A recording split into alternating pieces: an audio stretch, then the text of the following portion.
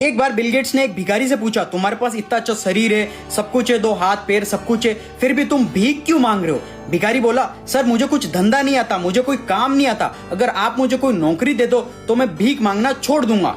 Bill Gates ने बोला, नौकरी तो नहीं दे सकता, लेकिन तुम मेरे बिजनेस पार्टनर बन सकते हो। मेरे पास एक दूध और घी का पूरा प्लांट है, तुम दूध घी मार्केट में सप्लाई करो और प्रॉफिट मंथ के एंड में बांट देंगे। भिखारी ने बोला, कैसे बांटेंगे? क्या मैं 10% रखूंगा और आप 90% प्रॉफिट रखोगे? बिल गेट्स ने बोला, मुझे सिर्फ 10% प्रॉफिट चाहिए, बाकी 90% प्रॉफिट सिर्फ तुम्हारा होगा, ताकि तुम जल्दी सक्सेसफुल बन सको। गरीब भिखारी ने बहुत ज्यादा मेहनत की, मार्केट में घूम घूम कर बहुत सारा दूध घी सब कुछ बेचा और बहुत ज्यादा प्रॉफिट कमाया। लेकिन जब प्रॉफिट बांटने का टाइम आया तो गरीब सोच वाला भिखारी ने सोचा, सारी मेहनत तो मैंने की है, तो मैं उस अमीर आदमी को 10% क्यों दूं?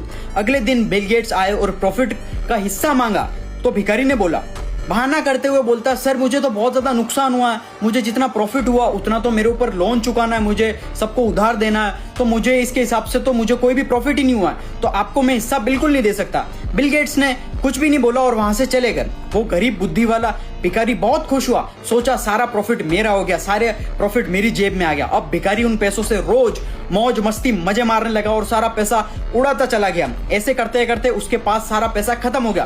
अब पैसे भी नहीं बचे और कोई काम धंधा भी नहीं बचा, तो मजबूरी से अब वापस उसको भीख मांगना शुरू करना पड़ा। अब लास्ट में जब बिल गेट्स ने वापस उसको देखा तो उन्होंने देखा ये भिखारी फिर से भीख मांगना चालू कर दिया, फिर से स्टार्ट हो गया यार। सो मोरल ऑफ द स्टोरी है कि इस दुनिया में गरीब और अमीर इंसान में सिर्फ एक डिफरेंस होता है, माइंडसेट का।